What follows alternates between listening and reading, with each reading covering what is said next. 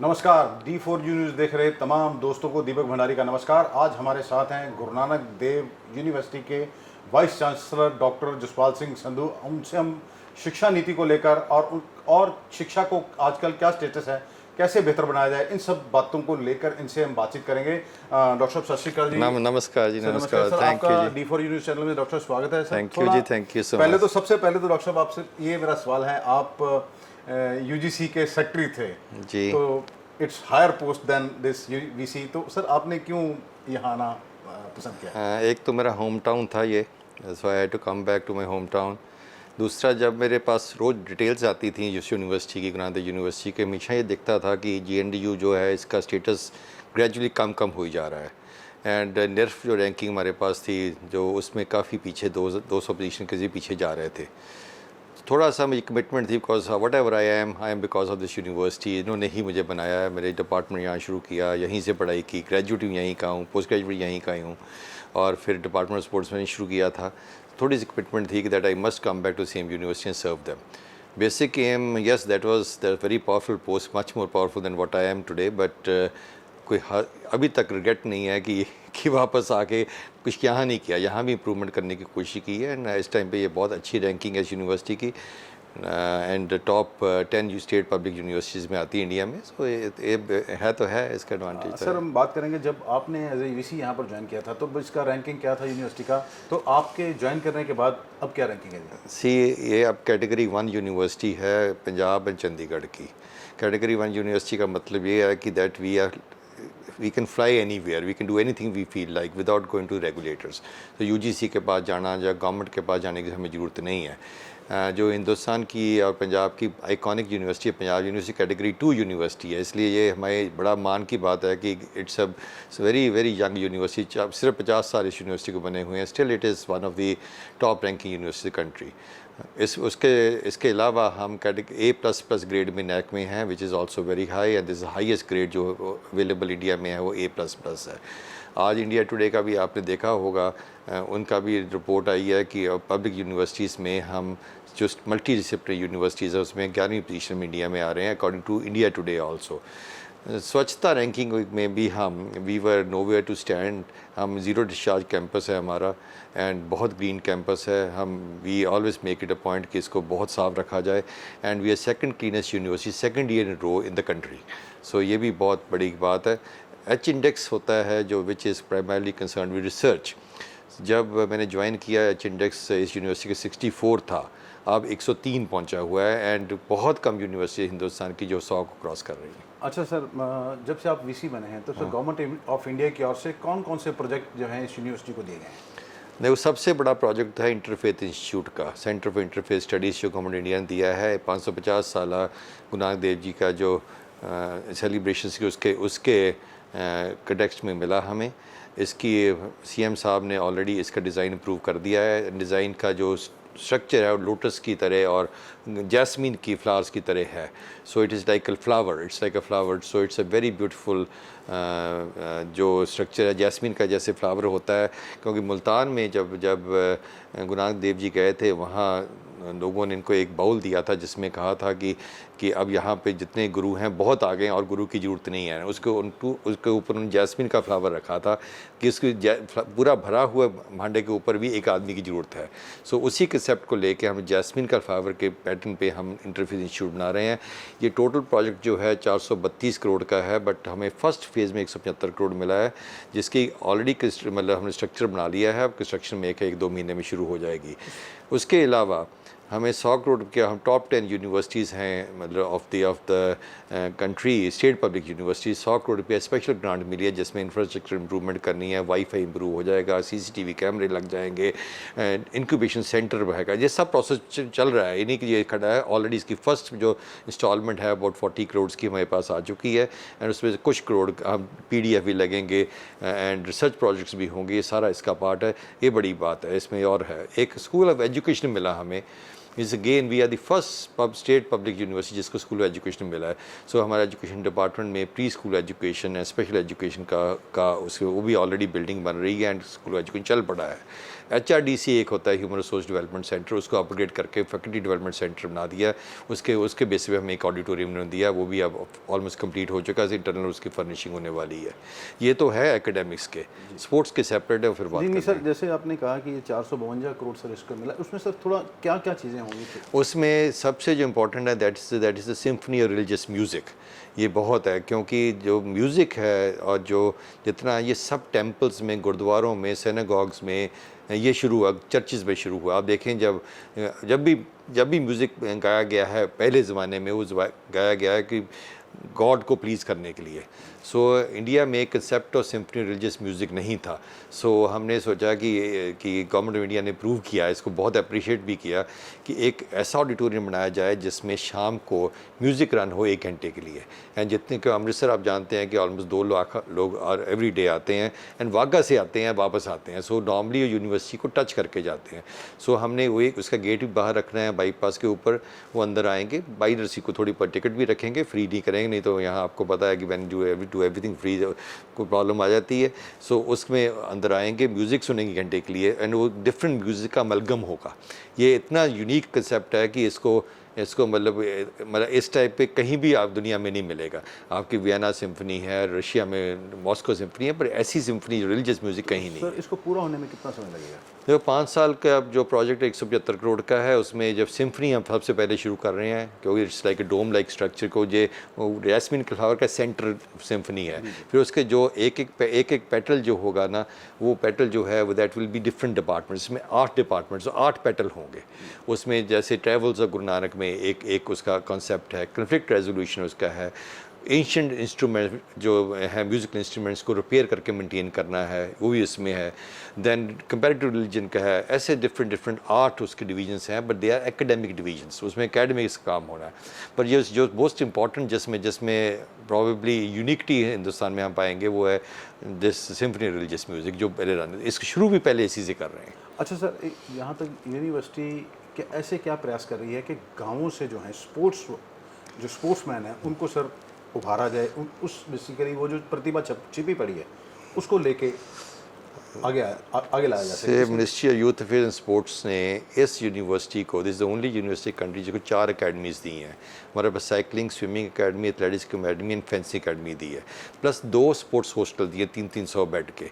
वो भी मतलब अब इस हफ्ते में शुरू हो जाएंगे, उसका टेंडर हो गया, बनने शुरू हो जाएंगे। ये ministry of youth affairs and sports government India बना रही है। उसमें कंसेप्ट ये है कि उसमें you take children of younger age group before they get into maturity and they get into wrong things, उनको लेके यहाँ आएंगे। उनको 100% फंडिंग गवर्नमेंट ऑफ इंडिया करेगी, उसके रहने का, किताबों का, सबका। जो हमारे साथ में 2 स्कूल हैं, एक मैरिटोरियस स्कूल है जो बिल्कुल हमारे साथ टच करता है, एक खालसा कॉलेज स्कूल है जो बिल्कुल टच, इनमें वो बच्चे पढ़ेंगे। जब वो ऑफ एज आ जाएंगे, जब वो यूनिवर्सिटी एज में, यूनिवर्सिटी उनको ऑब्जॉर्व कर लेगी। So this is a complete kind of sports village which is they are creating, 1 hostel for boys, 1 for girls, for 300 capacity. So and इसकी admission will be all open. It's not going to be कि हमें इसी इलाके से बच्चे लेने हैं, क्योंकि अकेडमी 4 है हमारे पास। सो 4 अकेडमीज़ में ही वो काम करेंगे। They can not go in for other sports के में ये नहीं है। हॉकी में नहीं जा सकते, हॉकी की अकेडमी जो बखरी सेपरेट मिलेगी तो चलेगी। 4 अकेडमीज़ में करेंगे एंड इसी में अल्टीमेटली यूनिवर्सिटी ज्वाइन करके हो जाएंगे। सो एक इसके अलावा ministry youth affairs has been very kind to give us synthetic track, उसका भी अब डिज़ाइनिंग हो रही है। ये भी उनकी मेहरबानी है कि उन्होंने सोचा कि जो अकेडमी देनी, ना सिंथेटिक ट्रैक भी दिया जाए, सो हमारे बच्चे। तो हमारा अल्टीमेट एम है कि जो 2024 के ओलंपिक्स हों उसमें ठीक है मेडल नहीं उतने आए, पर एटलीस्ट हमारी पार्टिसिपेशन बहुत अच्छी हो। ये दिस इज अल्टीमेट। तो ये इसका सर कब से शुरू होने का है अनुमान के? सर अकेडमीज तो शुरू हो ही गई हैं ऑलरेडी, पर हॉस्टल जो है इस हफ्ते में शुरू हो जाएंगे। And once the hostel complete then we start getting the children also along with it. Sir which 4 कौन सी हैं? एक फेंसिंग की है, एक साइकिलिंग वेलोड्रोम हमारे पास था, तो साइकिलिंग वेलोड्रोम को अपग्रेड कर दिया उन्होंने यूथ फेस। स्विमिंग पूल भी हमारे पास था, उसको भी अपग्रेड कर लिया, उसको ऑल सीजन स्विमिंग पूल बनाने का भी प्रयास कर रहे हैं। एंड एक सिंथेटिक ट्रैक दे दिया एथलेटिक अकेडमी। 4 अकेडमीज हमें दी हैं। किसी यूनिवर्सिटी को, हिंदुस्तान को 4 अकेडमीज़ नहीं मिली इकट्ठी। एक आधी अकेडमी तो कईयों को मिली है, पर 4 अकेडमीज़ मिली, बट जस्ट बिकॉज एंड इसमें रीज़न इस करके भी है कि what they have done is कि बिकॉज दे थॉट कि स्पोर्ट्स साइंसेज की बैकअप सिर्फ इस यूनिवर्सिटी में है। So that was a major contributor कि हमें ऑलरेडी 1994 में स्पोर्ट्स मेडिसिन का डिपार्टमेंट शुरू किया था। उस टाइम शुरू भी मैंने ही किया था। वो इतना एमिनेंट डिपार्टमेंट हो गया है कि उसको सारा हिंदुस्तान को कॉपी कर रहा है। सो ये चाहते हैं कि जो साइंटिफिक ट्रेनिंग स्टूडेंट्स की हो in various games, so that backup मिलेगा, साइंटिफिक बैकअप मिलेगा और खाना पीना सरकार से मिलेगा और ग्राउंड्स देंगे, अपने आप अच्छा हो जाएगा। अच्छा सर, ये यूनिवर्सिटी में रिसर्च चलती है, बहुत रिसर्च वर्क चलता है, ये कभी सामने नहीं आ पाता है। जैसे अदर बाहर की यूनिवर्सिटीज़ हैं, जो रिसर्च होता है सर वो पब्लिक के सामने लाया जाता है कि what they people are doing and और इसका सोसाइटी को क्या बेनिफिट होगा। देखो, as far productivity is concern, एक रिसर्च गेट एक हमारा होता है, उसमें से दिस यूनिवर्सिटी की प्रोडक्टिविटी 7 है पर faculty member as compare to मतलब मोस्ट ऑफ द यूनिट, ये 3-4 रहती है। काम बहुत हो रहा है। यस, इसमें इनको थोड़ी सी है कि पब्लिक रिलेशन इनका कमज़ोर है, बट आप ये नोट करेंगे पिछले 2 हफ्ते में 3 हफ्ते में जेनेटिक्स डिपार्टमेंट ने 3-4 आर्टिकल छपाए हैं कि जो इसमें एक कैटरेक्ट के ऊपर था, एक डायबिटीज़ के ऊपर था। सो अब इनको कहा गया है कि स्पेसिफिकली कि जो भी आप काम कर रहे हैं उसको आप प्रोजेक्ट करिए पब्लिक में एंड पब्लिक उसकी यूटिलाइज़ कर सके। अब आप पीछे से आप देखा होगा कि national highway authority of India जो GNDU से लेके वाघा बॉर्डर तक जो जितनी सड़क है वो GNDU को दे रही है फॉर ब्यूटिफिकेशन। सो अब we are going towards socially relevant subjects rather than purely high intense research. उसको जो बहुत हाई इंटेंस रिसर्च होगी वो पब्लिक में नहीं आएगी, अब सोशली रेलिवेंट कर रहे हैं। तो सर कितने डिपार्टमेंट्स हैं आपके जो रिसर्च कर रहे हैं इस समय? सारे करना बड़ा मजबूरी है, करने को पड़ा। 35 कर रहे हैं। तो इसके लिए सर को ग्रांट भी आती है सर? ग्रांट हर आदमी, हर टीचर के पास अपना उसका प्रोजेक्ट होता है और एक पर्स की ग्रांट होती है जो DST से आती है, वो डिस्ट्रीब्यूट होती है रिसर्च के लिए। बाकी जो हमने आपको आज 100 करोड़ रुपया मिला हमें, उसमें भी ग्रांट रिसर्च का जो कंपोनेंट है वो 30-40% उसका कंपोनेंट है। पर हम इंकरेज यही करते हैं कि जो टीचर है दैट फंडिंग की प्रॉब्लम इंडिया में नहीं है। आपको ये बड़ी सिंपल बात बताऊँ, आदमी को टैप करना आना चाहिए एक फ़ंड कहाँ से लाना है। जे नहीं आता टैप करना तो कुछ नहीं मिलेगा, वो तो वो रोएगा कि मेरे पास कुछ नहीं है। बट जे आप अच्छा प्रोजेक्ट भेजो, गवर्नमेंट ऑफ इंडिया को, DST को भेजो, DBT भेजोगे, UGC भेजोगे, ग्रांट मिल जाती है। So most of the faculty members which are present in GNDU सब के प्रोजेक्ट्स चल रहे हैं, प्रोजेक्ट्स हैं उनके पास। अच्छा सर, जब आप UGC के सेक्रेटरी थे तब तो आपके पास हज़ारों करोड़ की ग्रांट थी और आप पूरे देश की यूनिवर्सिटीज़ को ग्रांट डिस्ट्रीब्यूट करते थे। तो यहाँ आपका एक दायरा लिमिटेड हो गया। कभी सर आपको मलाल नहीं हुआ कि मैंने वो छोड़ के यहाँ आ गया, पहले तो मैं देता था, अब जस्ट लाइक मांगना पड़ रहा है? नहीं, बिल्कुल ये करना पड़ता है, पर ये अपनी यूनिवर्सिटी को इम्प्रूव करना है, ये तो करना ही पड़ता है। जिस जगह पे मैं बैठता था एंड लोगों को कहता था कि मैं ये नहीं दूंगा, अब उन्हीं लोगों के सामने जो मेरी सीट पे बैठे हाथ करके ऐसे मांगना पड़ता है। ये तो है ही है, ये तो रोल रिवर्सल हुआ ही है, ये इसका कोई डाउट नहीं है ना। हंसते भी हैं जो मेरे दोस्त हैं वहाँ ना, वो कहते थे अब तू आ गया पैर के नीचे ना, वो तो है। बट ठीक है, किसी ने तो यूनिवर्सिटी को बचाना है ना। ये हम यूनिवर्सिटी इंप्रूव नहीं करेंगे, हमारे यूथ इंप्रूव नहीं होगा। यूथ इंप्रूव नहीं होगा, ड्रग्स में जाएंगे और बड़े कामों में जाएंगे। अच्छी एजुकेशन प्रोवाइड करेंगे, हमें किसी चीज़ की ज़रूरत नहीं, सब कुछ अपने आप चलता रहेगा। अच्छा सर, आपने यहाँ पर यूनिवर्सिटी में आप बिकॉज आप MS ऑर्थो हैं, आपने स्पोर्ट्स मेडिसिन शुरू किया था सर, आप क्यों VC बन गए हैं? उसके लिए सर, उसको बेहतर बनाने के लिए आप क्या करेंगे? उसका भी मैं तो जो पहले जब ज्वाइन किया तो क्योंकि दिल्ली में सारे मिनिस्ट्रियों में दोस्त हुआ करते थे, सारे के पास में मेरा था ही, हर मिनिस्ट्री में काम पड़ता था। वैसे होम में ही पढ़ना है, MHRD में यूथ में। सबसे पहले हम लेके आए हैं जो वो ले हैं MYS GNDU centre of sports sciences, department of sports science. Ministry youth affairs पहले लिखा, हमारा बाद में आता है। सारा का सारा डिपार्टमेंट जो मेरा पहले था अब वो फंडेड है by the government of India. तो सिर्फ हमारे 3 टीचर हैं जो यूनिवर्सिटी पैसा लेते हैं, बाकी जो नए टीचर सब वो वहाँ से लेते हैं। उसमें बड़ी हाई इंटेंस रिसर्च हो रही है। इसमें एडवांटेज ये हुआ है कि ये 6 यूनिवर्सिटीज़ में ये डिपार्टमेंट खुलने थे। इसमें सेंट्रल यूनिवर्सिटी राजस्थान भी है, अलकप्पा यूनिवर्सिटी भी है, यूनिवर्सिटी कोलकाता है, ग्वालियर यूनिवर्सिटी है, एक और है कोई, हाँ इधर NIN हैदराबाद। सो उनको ये कहा गया कि आप GNDU की नकल मारिए, ऐसे ही खोलिए। सो हम गोल्ड स्टैंडर्ड बन गए। जो गोल्ड स्टैंडर्ड बने तो हमारी फंडिंग बढ़ी। जब हमारी फंडिंग मिनिस्ट्री ने दी, गवर्नमेंट इंडिया ने दी, तो उसके लिए हमारा इम्प्रूवमेंट हुआ तो उसी की नकल हुई। सो हमारा डिपार्टमेंट एट प्रेजेंट जो है, it is ranked as top department in the country, even in this part of the world also is one of the top ranking departments. Sir, एक बड़ी ये अजम्पशंस हैं कि यूनिवर्सिटी के पास अपने टीचर कम हैं और उन्होंने एडहॉक पे, वी कैन नॉट से एडहॉक के ऐसे रखे हैं कि जिनको पर पीरियड पेमेंट की जाती है। बिल्कुल ठीक है जी, ये प्रैक्टिस चल रही थी बहुत मेरे से आने से पहले। हमने कोशिश किया कि इसका डिसएडवांटेज टीचरों को बहुत है। एक तो वो उनका कोई रिस्पॉन्सिबिलिटी नहीं, लेक्चर देते हैं चले जाते हैं, जब आए चले गए। उसके अलावा उनको एक they are not considered university employees. If they not considered university, कोई टीचिंग एक्सपीरियंस नहीं मिलता, उनकी कैरियर प्रोग्रेशन नहीं होती। तो मैंने ट्राई किया जब यहाँ आए तो इसको हम चेंज करेंगे at least to contractual system. Because contractual system जो है उसमें एटलीस्ट आप फुल टाइम बैठते हो, आप इंगेज होते हो यूनिवर्सिटी के काम में एंड अपने डिपार्टमेंट के काम में, लैब्स भी रन करते हो, एंड ये आपका आए गए वाला बात नहीं होती। So unfortunately, people went to the court because who have been working here before I joined the court, and then the court gave a stay. अब gradually people are realizing कि यहाँ ये इसका नुकसान है, अब gradually they are shifting to the contractual part of it. अच्छा sir, इससे आपको ये नहीं लगा कि सर इसका जो एजुकेशन का लेवल है वो यूनिवर्सिटी का जो होना चाहिए उससे नीचे चला गया था? बिल्कुल क्या, कोई डाउट नहीं है, क्योंकि जब आप बेटर आपको लोग अवेलेबल हों, आप उनको नहीं एम्प्लॉय करते एंड आपको एक स्टॉप गैप अरेंजमेंट करना पड़ता है, तो फ़र्क तो बहुत पड़ता है। And UGC, specially UGC and every other organisation जो भी गवर्नमेंट इंडिया है, वो पहली बात पूछती ही है हमें कि आपके रिसर्च आउटपुट कितनी है, आपके रेगुलर एम्प्लॉइज़ कितने हैं। करना तो पड़ता ही है, दैट इज़ ऑल। बट जो अब चलता रहा है 15-8-10 साल पीछे चला है, उसको अब ग्रेजुअली ही वीन ऑफ कर सकते हैं, एकदम तो कर नहीं सकते हैं। अच्छा सर, सरकार नई डॉक्टर साहब शिक्षा नीति लेके आई है, एजुकेशन पॉलिसी नहीं आ गई है, लगभग 34-36 साल के बाद ये बदलाव हुआ है, उसे आप कैसे देखते हैं? देखो 3-4 शुरू मेरे टाइम पे हुई थी जब मैं यूजीसी में था, तो पहले सुब्रमण्यम कमेटी बनी थी, I was associated with that. क्यों एक्चुअली शिक्षा नीति में हायर एजुकेशन यूजीसी का बहुत रोल था, when we are giving inputs all around. Meetings बहुत हुई, उस पर gradually the second committee came also, अब आ गई है। So I this anyway this I knew about the NEP long time maybe 4-5 years हुई, उसको डिफाइन करके उन्होंने प्रेजेंट किया। 3-4 इश्यूज़ इसमें बहुत अच्छे हैं जिसको हम we can say that they are we are gone little head on that. एक तो हमने जो इन्होंने किया ना, जो elementary child care and education system है, वो बहुत अच्छा है। क्योंकि आप देखिए कि आजकल सब के सब पेरेंट्स नौकरी करते हैं, गुजारा नहीं होता एक सिंगल अर्निंग मेंबर से।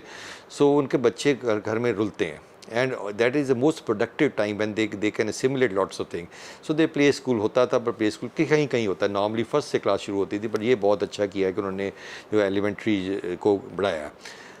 रिगार्डिंग दी हायर एजुकेशन में जो बात है, एक वो रेगुलेटर्स की बात कर रहे हैं कि रेगुलेटर डिफरेंट 3 रेगुलेटर होंगे, फंडिंग सेपरेट होगी, रेगुलेशन सेपरेट होगी एंड एक्रेडिटेशन सेपरेट होगी। ये भी ठीक बात है कि कॉन्फ्लिक्ट ऑफ इंटरेस्ट नहीं आएगा। एंड मल्टीपल रेगुलेटर्स थे, जैसे AICT था, नेशनल टीचर काउंसिल थी, जहाँ बाकी ये सब मर्ज होकर सिंगल बॉडी बनेगी, national higher education commission of India. इसमें सेम काम 4 एजेंसीज करती थी, वो भी ख़त्म हो जाएगा, उसका बहुत एडवांटेज, कोई डिसएडवांटेज नहीं। 4 ईयर प्रोग्राम जो है दिल्ली यूनिवर्सिटी ने शुरू किया था, फिर उसको काफ़ी अपोजिशन थी, बंद करना पड़ा। उसमें थोड़ा सा मेरी अप्रीहेंशन है कि आप उसको 3 ईयर प्रोग्राम भी अलाउ कर रहे हो और 4 ईयर भी कर रहे हो। ये गवर्नमेंट को एक फर्म स्टैंड लेना चाहिए कि हमने 4 करना है कि 3 करना है। जो 4 साल का प्रोग्राम होगा तो 1 साल का मास्टर्स होगा, जो 3 साल का प्रोग्राम 2 साल का मास्टर्स होगा। सो GNDU 3 साल का रन करी जाए और दिल्ली यूनिवर्सिटी 4 का करे और चंडीगढ़ यूनिवर्सिटी 3 का करे, फिर कुरुक्षेत्र 4 का करे, तो आपकी जो इक्वलेंसी है इसमें बहुत प्रॉब्लम आएगी। सो इसलिए जब भी इम्प्लीमेंट होना है उसको either they should stick to 4 year program और they should stick to 3 year program. It's firm policy, इससे कोई नहीं है, इसमें इसको डिविएट ऊपर नीचे करने का कोई मतलब नहीं है। बाकी जो यूनिवर्सिटीज़ के बाद में बात करते हैं कि एफिलिएटिंग यूनिवर्सिटी में 300 ज़्यादा एफिलिएशंस नहीं चाहिए, ये मैं भी बिलीव करता हूँ कि जैसे आगरा यूनिवर्सिटी हमारे में तो ठीक है 146 हैं, तो 146 है manageable, it's not a problem. पर जैसे आप चौधरी चरण सिंह यूनिवर्सिटी आगरा में है, and then we have the Savitribai Phule university in Pune, उनके 3-3 हज़ार 2-2 हज़ार उनके साथ एफिलिएटेड कॉलेजेस है। आप क्वालिटी कैसे मेंटेन करोगे? ये 3-3 हज़ार स्टूडेंट, वो ये 300 लिमिट कर रहे हैं, ठीक कर रहे हैं। ऑटोनॉमी की बात बहुत की है, ये भी मेरे टाइम पे शुरू हुआ था कि कॉलेजेस को ऑटोनॉमी होनी चाहिए। ऑटोनॉमी के साथ रिस्पॉन्सिबिलिटी भी आती है, it's not that it is only autonomy, you have to work more also long with it, क्योंकि ऑटोनॉमी मेंटेन करनी है। हमारे 2 कॉलेज तो मैंने ऑटोनॉमस दे ही दिए, एक तो खालसा कॉलेज ऑलरेडी ऑटोनॉमस हो गया, एक कन्या महाविद्यालय जलंधर में हो गया, उनकी अपनी बोर्ड ऑफ स्टडीज़ अपने हैं। ऐसे ग्रेजुअली इन इंस्टीट्यूशन जो पुराने इंस्टीट्यूशन हैं, नए वाले नहीं, जिनका अच्छा काम है, उनको ऑटोनमस होना चाहिए। सर ये धारणा है कि अगर ये शिक्षा नीति लागू होती है तो उससे प्राइवेटाइजेशन या शिक्षा महंगी तो नहीं हो जाएगी, प्राइवेटाइजेशन का एक हावी तो नहीं हो जाएगा सर वो? कहीं भी शिक्षा नीति में ये नहीं लिखा, कहीं ये इम्प्लीकेशंस ये नहीं निकलती भाई। ये तो कर रहे हैं कि आप कहते हैं कि अपने जीडीपी जो 3-4% अब करते हैं 6% पे लेके जाएंगे तो ज़्यादा स्पेंड करेंगे हर एजुकेशन में। बाकी ये जितना एक्सपेंशन लिखी हुई है न्यू एजुकेशन पॉलिसी में, उतनी पब्लिक सेक्टर की फंडिंग से नहीं हो सकती। तो प्राइवेट सेक्टर तो आएगा ही इन बिग वे, पर देन वो तो पार्ट ऑफ द जॉब है, अब आना ही पड़ेगा। वैसे भी जैसे ऑल फंडिंग कम हो रही है यूनिवर्सिटीज़ की, ग्रेजुअली कम यूनिवर्सिटी ज़्यादा बढ़ रही है, टोटल किटी उतनी रहती है, उसको डिवाइड किया जाता है। So obviously it's a big problem. So private तो आएगा। प्राइवेट के लिए उन्होंने एक they are planning to give loans to the student. Technically they want to make it partially self financing, partially in the sense that the state supports it also. अच्छा sir, अगर हम बात करें एज़ कम्पेयर टू अदर जो departments हैं, हिंदी, पंजाबी, संस्कृत, ये basic departments हैं sir, इसके प्रति क्या जो नई जनरेशन है इन डिपार्टमेंट्स के प्रति उनका क्या रुझान, क्या दिलचस्पी है या नहीं? नहीं है जी, सीधी बात है। सोशल साइंसेज में और इन डिपार्टमेंट लैंग्वेजेस में काफ़ी कम रुचि है। इंग्लिश में है, इंग्लिश में no doubt every it's a language of communication, बाकियों में इतनी रुचि नहीं है। बट फिर इस बार नीति जो नेशनल न्यू एजुकेशन पॉलिसी में उन्होंने वर्नैकुलर लैंग्वेजेस के ऊपर बहुत स्ट्रेस दिया। स्पेशली कहा कि 6th क्लास तक सबको पढ़ाया जाए इन वर्नैकुलर लैंग्वेजेस में। इससे बहुत फ़र्क पड़ेगा। जब वर्नैकुलर लैंग्वेजेस पढ़ाई जाएंगी तो फिर इसमें रुचि आएगी। सोशल साइंस देखो, कोई भी आदमी कंप्लीट नहीं है जितना उसको लैंग्वेज स्किल्स नहीं है। कोई आदमी कंप्लीट नहीं जिसको सोशल साइंसेस के लिए उसको साइकोलॉजी का पार्ट ना आता, सोशियोलॉजी में के लिए कोई मशीन तो है नहीं कि वो कंप्यूटर साइंस कर किया और ख़त्म कर दिया, ख़त्म हो गया, कमरे से बाहर ही नहीं निकला। सो ये डिपार्टमेंट बहुत इंपॉर्टेंट है। जब मैंने ज्वाइन किया तो मैंने स्पेसिफिकली इंश्योर किया कि ये सोशल साइंसेज में एंड लैंग्वेजेस में रिक्रूटमेंट हो। बहुत साल नहीं हुई थी, मतलब 10-15 साल नहीं हुई थी। अब की ये recruitment so that it develop हो। फॉरेन लैंग्वेजेस भी बहुत किया कि we have a department of Chinese and Russian and German is also taught. तो सर इसका बेसिकली कारण क्या है, अगर आप क्या समझते हैं? People want to earn money fast, that's as simple as that. जो कंप्यूटर्स में जाते हैं, इलेक्ट्रॉनिक्स में जाते हैं, स्पोर्ट्स साइंसेज में जाते हैं, फूड टेक्नोलॉजी में जाते हैं, जेनेटिक्स में जाते हैं, बायोटेक्नोलॉजी में जाते हैं, उनको नौकरी जल्दी मिल जाती है। जो बेचारे लैंग्वेजेस में जाते हैं, पहले PhD करते हैं, MA करें, PhD करें, फिर नेट क्लियर करें, फिर भी जॉब उतनी अच्छी जॉब नहीं मिलती। पर अब मिलनी चाहिए। NEP में यही है कि that you are they promoting vernacular languages, अब मिलेगी। अच्छा सर, जैसे देखा जाए लगभग 4 से 5 महीने हो रहे हैं कोरोना के कारण सब एजुकेशन जो है इंस्टीट्यूट बंद हैं, तो आप क्या समझते हैं भविष्य में इसका सर जो बच्चों की जो पढ़ाई का नुकसान हुआ है उसका क्या प्रभाव पड़ेगा? देखो, ये कोरोना ऐसे ही कंटिन्यू किया जो बहुत लाइकली है, क्योंकि the way things are going we have to live with it, with corona, इसका कोई डाउट नहीं है। सो हमें I am very clear on these aspects की जो face to face kind of teaching है उसका कोई भी सब्स्टिट्यूट नहीं है, मतलब इसमें कोई डाउट नहीं है। बट क्योंकि ये हालात ऐसे रहने वाले हैं, so we must have some kind of blended mode. Blended mode में यह है कि जो एसेंशियल कोर सब्जेक्ट्स हैं, जिसमें प्रैक्टिकल है ना, जिसमें आपका बहुत ही इंटेंस स्टडी है, उसमें तो फेस टू फेस होना चाहिए। जो सब्जेक्ट्स हैं जिसमें कोई इतनी इंटेंस नहीं है, जो एंसिलरी सब्जेक्ट्स हैं, उनको हम ऑनलाइन में करेंगे। हम ये तो ऑलरेडी क्रॉस हमारी जो हमने सिलेबस भी ख़त्म करने की कोशिश की है बहुत एस्पेक्ट तक हमने। दिस वाज द यूनिवर्सिटी जिन्हें बहुत अर्ली एक्ट करके they we finish the syllabus also. अभी हमारी क्लासेस में इंटरमीडिएट क्लासेस का रिजल्ट हमने निकाला। अगेन हम we are again the only university, अभी चंडीगढ़ पंजाबी का नहीं निकला, हमने क्लासेस शुरू की हुई हैं। ठीक है, उससे हिकअप्स भी आते हैं, कई इंटरनेट भी टूटता है, कई लोगों के पास एक्सेसिबिलिटी भी नहीं है, पर gradually people have to live with it. We have to, जैसे क्रेडिट कार्ड यूज़ करने की आदत पड़ गई है, इसको आदत पढ़नी पड़ेगी ultimately. Sir, can you say online is a substitute of? No, absolutely not. Online is no substitute of face to face. जो फेस टू फेस आप मिलते हो, आप ये देखते हो कि बच्चा समझ रहा कि नहीं समझ रहा, आप क्वेश्चन पूछ सकता है, आपको उसके फेशियल एक्सप्रेशन देखते हो, आप कनेक्ट करते हो। मैं फिर वही बात कर रहा हूँ, जैसे सोशियोलॉजी है कि हम मशीन तो है नहीं कि आप कंप्यूटर के सामने बैठा और ख़त्म कर दिया। मैं जो आज बना हूँ, मैं मेरे टीचर्स ने बनाया है। मुझे हाथ पकड़ के लेते थे कि ये पढ़ो, ये ना पढ़ो, ये करो. This is the kind of affection we those teachers had, that is the kind of affection we expect from these teachers also. But ये आपने बैठना ही स्क्रीन के उस तरफ है, फिर आपकी क्या अफेक्शन होगी? ये नहीं, कोई सब्स्टिट्यूट नहीं है. अच्छा सर, आपको 3 साल आपका पहला पीरियड खत्म हो गया एज ए वाइस चांसलर, 3 साल आपको और दिए हैं. सर आप क्या समझते हैं कि कौन से काम आप नहीं कर पाए थे तब 3 सालों में, जो अब आप अगले 3 सालों में करेंगे? देखो, मेरा तो पहले दिन से ये था कि इस यूनिवर्सिटी को सेल्फ फाइनेंसिंग स्ट्रक्चरल चेंज किया जाए. जो भी किया जाए वो नी जर्क ऑपरेशन ना हो कि आप आज करते हो, हफ्ते बाद, महीने बाद, 2 महीने बाद, साल बाद, 5 साल के बाद वो अनडू किया जाए. सो हमने प्रोप्राइटी ले आने की कोशिश की है in all purchases, everything. Paperless university, अब हमारा ई ऑफिस शुरू हो रहा है इस हफ्ते से. पेपरलेस यूनिवर्सिटी बन जाए. मेरा बहुत ड्रीम प्रोजेक्ट था कि पेपर इतना हम वेस्ट करते हैं कि इसको कर दिया जाए. कोशिश किया कि यूनिवर्सिटी जो है ये व्हीकल फ्री भी हो. उसमें कुछ सक्सेस मिला, कुछ फेल भी हुए, क्योंकि हमने पहले कहा था कि it should be only cycles which should be running here and the cars of only faculty which any way is allowed through out the world. तो ग्रेजुअली हमें स्कूटर अलाउ करने पड़े. कारें नहीं आती, कारें स्टिल पार्किंग में होती हैं. So that's a big. अब हम नियर फ्यूचर में we are going to start golf carts, not golf carts, the big carts. No, golf carts are smaller ones. जो हॉप ऑन हॉप ऑफ करेंगे. So वो अपने अब खरीद लिए 3 हमने ऑलरेडी. अब तो खुद ही खुला होता तो आपको दिखाते, अब तो 5-7 आ जानी थी. So they will run on a route, so people can get, students get in get off whenever they feel like. And उसमें at least they will not start, they will stop using the scooters also. Awareness आ जाएगी scooters भी. बड़ी interesting बात है कि मैंने ये इनिशिएटिव लिया था, इसलिए दिया था कि जब मैं I was staying in Chanakyapuri in Delhi, and probably Hindustan के सबसे सुंदर एरिया वो माना जाता है. तो दिवाली के नेक्स्ट डे हम हमेशा सैर करने जाते थे. नेहरू पार्क में सांस नहीं आता था. हमने सोचा अमृतसर में तो सांस आएगा, बेटर होगा. तो जब यहाँ आके चेक किया तो ये भी रेड जोन में था. एंड रेड जोन में अमेजिंग बात ये हुई कि इंटरनेट बताता है कि 30 जो most polluted cities in the world, उसमें अमृतसर आता है. So that's why we thought कि we should make it vehicle free. At least students जितना चेर 8-10 घंटे यहाँ बैठते हैं हमारे पास, कैंपस वाले जो रहने वाले हैं, रेजिडेंट स्टूडेंट्स तो रहते ही रहते हैं, पर जो बाहर वाले भी 8-10 घंटे तो रहते हैं, एटलीस्ट तब तो क्लीन इन्वायरमेंट में सांस लें. सो ये सब थिंग्स हैं. और इन फ्यूचर में तो अभी यही है कि इसको ऑल इम्प्रूव किया जाए और इस प्रोप्राइटी लाई जाए एंड स्ट्रक्चर चेंज किया जाए, सो दैट कोई भी रिवर्स ना कर सके जो प्रोग्रेशन यूनिवर्सिटी की हो. अच्छा सर, यूनिवर्सिटी को ग्रांट कितनी मिलती है और जिसका बजट कितना है, तो क्या जो ग्रांट मिलती है सफिशेंट है? सफिशेंट तो कभी भी ग्रांट नहीं होती है. जितनी ज़्यादा मिले अच्छी होती है. But we are managing well, so we don't have a problem with that, unlike most university. But we get only 10% of the total budget. 10-12% हमें मिलता है.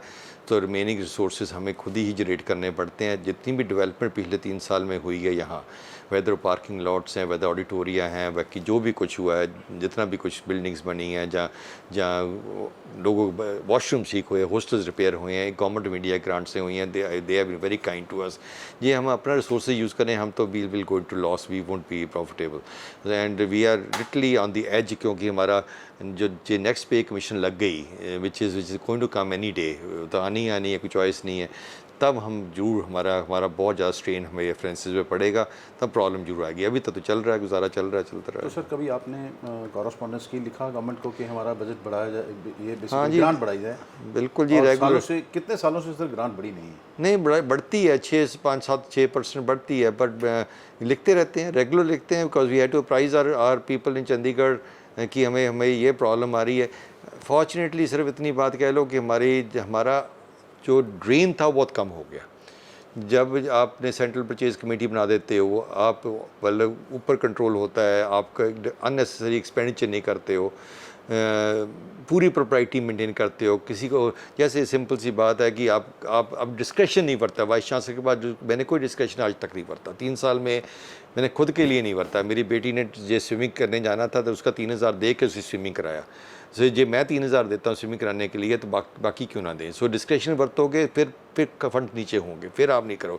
एक से शुरू करोगे, सब में होगा. सो ये आप ठीक रहोगे, सब कुछ ठीक रहेगा. अच्छा सर, आपने MS ऑर्थो की थी, आपके फादर साहब भी बहुत शहर के रिनाउंड डॉक्टर थे. तो आप, जैसे आजकल कल्चर हो चला है, बाप डॉक्टर है, बेटा डॉक्टर है, तो मिलकर नर्सिंग होम चलाएंगे, तो आप सर उधर क्यों नहीं गए? बात ऐसे है जी कि सिंपल बात बताऊं कि मेरे फादर ना बहुत एमिनेंट थे. एंड एक बहुत सेइंग है कि बोर्ड के नीचे कुछ नहीं उगता. वो बोर्ड थे, हम उसका उग नहीं सकते थे. मुझे पहले दिन से यही था कि मैं अपने फादर साहब मेरे इतने एमिनेंट हैं तो मैं उनकी शेडो में सप्रेस ना हो जाऊं। So that is the reason why I chose sports medicine. काम करने का आदत उन्हीं से सीखी है। My father use to work 18 hours a day and मैं भी उतने ही काम करता हूँ। मैं से 4 बजे से उठ के उतना ही 18 घंटे की आदत पड़ी हुई।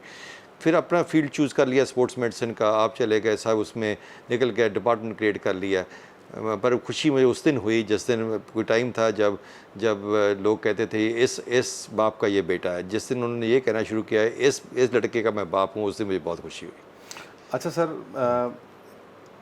किसी चीज़ का आपको मलाल हो, आपने बहुत लंबा सफ़र तय किया है, जो आप नहीं कर पाए हो? ये तो बड़ा डिफ़िकल्ट है। बहुत कुछ ज़िंदगी में रह जाता है जो नहीं आदमी करना चाहता है। यस, थोड़ा सा अपनी फैमिली को टाइम कम डिवोट किया क्योंकि काम करना था। एंड वो इसका रिग्रेट मुझे बहुत है कि as compare to what people normally spend, मेरे उन्होंने सपोर्ट भी मेरी बहुत की है। My wife has very supportive, my daughter has very supportive, but थोड़ा सा टाइम उनके साथ में स्पेंड करता ज़्यादा अच्छा था। ये एक किया। मैं कैरियर में कोई रिग्रेट नहीं है क्योंकि मैंने स्ट्रेट लाइन पे ज़िंदगी लगाई है। कोई सिफारिश नहीं, कोई पैसा नहीं, कोई कुछ नहीं, स्ट्रेट लाइन। एंड मैं बटाले पोस्टेड था किस टाइम पे BCMS में, तो जब मैं अमृतसर से बटाला जाता था बस के ऊपर लिखा होता था लाख खुशियाँ बादशाहियाँ सतगुरु नज़र करे। So it has been like that only. God has been graceful to me and he is been kind to me. मुझे मिल गया। अदरवाइज मेरे जैसे तो कई घूम रहे होंगे जो कहीं को मिलता है, कहीं को नहीं मिलता बस पर ये हेरा फेरी नहीं की ज़िंदगी में, स्ट्रेट रहा। ये maybe that is why the God has been kind to me, जिसके साथ ऑनेस्ट एंड स्ट्रेट। सर, कोई मैसेज आप जो हमारे दर्शकों को देना चाहें या युवा पीढ़ी को देना चाहें? देखो, पैसा जल्दी नहीं कमाए, पैसा टाइम से आ जाएगा। जो लगा हुआ है कि जल्दी दौड़, जल्दी नौकरी, जल्दी पैसा, एंड एक सूडोइज़म छोड़ दीजिए। देखो मैं कोई ज़िंदगी में लोन नहीं लिया मैंने। लोन इसके जब मेरे पास पैसा था गाड़ी बड़ी ले लेता था, जब मेरे पैसा नहीं था मैं छोटी गाड़ी लेता था। जितना आपकी हिम्मत है, जितना आप कमाते हैं उसके हिसाब से आप बढ़िए। बाकी स्टूडेंट्स को कहे डिफ़िकल्ट ज़िंदगी बहुत डिफ़िकल्ट है। आप तो पंजाब में यहाँ हैं, बहुत प्रोटेक्टेड रहते हैं। आप कहीं दिल्ली जाके देखिए क्या हालात है। वहाँ कट थ्रोट कंपटीशन है। एक नंबर 0.0001 नंबर के ऊपर झगड़ा होता है, लड़ते हैं लोग। वाई दिल्ली के लोग सक्सेसफुल होते हैं? इसलिए सक्सेसफुल होते हैं कि वहाँ कट थ्रोट कंपटीशन बहुत है। आप यहाँ प्रोटेक्टेड इन्वायरमेंट से निकल के कहाँ जाना है? आप पंजाब में तो कितनी नौकरियाँ कर लेंगे, कितनी इस पंजाब सरकार आपको नौकरी दे देगी, कितना हो जाएगा? करेगी भी, पर कितना करेगी? आफ्टर ऑल लिमिट है। सो दुनिया आपका विलेज है, उसमें आपने घूमना है तो उसके लिए आपको पढ़ना बहुत पड़ेगा, मेहनत बहुत करनी पड़ेगी। संकोच नहीं करना चाहिए। वो ज़्यादा काम करो। जितना पढ़ोगे, जितनी मेहनत करोगे, उतना राइज करते जाओगे। धन्यवाद डॉक्टर साहब। Thank आपका ये थे professor doctor Jaspal Singh Sandhu, vice chancellor Guru Nanak Dev university के, जिन्होंने बताया कि ये कैसे हायर पोस्ट पे थे, UGC, जहाँ से ये देश की सब यूनिवर्सिटियों को ग्रांट देना इनके हाथों में था। तब ये सेक्रेटरी थे जब इन्हें ये VC पद ऑफर हुआ था, लेकिन इन्होंने वो पद ठुकरा दिया। इसलिए ठुकरा दिया कि वो यहीं से पढ़े हैं और अपने शहर के लिए कुछ करना चाहते हैं। इन्होंने युवा पीढ़ी को ये संदेश दिया है कि आप पैसे के पीछे मत भागें, पैसा एक समय में आ जाएगा। अपनी ज़रूरतें उसी अनुसार रखें जितनी आपकी इनकम है। लोन लेकर जीवन ना जिएं। और भी इन्होंने बहुत सारी बातें बताई हैं। यदि आम आदमी अपने जीवन में उन्हें ढाल लेगा तो हमें यकीन है कि वो कभी भी पछताएगा नहीं, वो आगे ही आगे बढ़ेगा। अमृतसर से D4U न्यूज़ के लिए दीपक भंडारी की स्पेशल रिपोर्ट।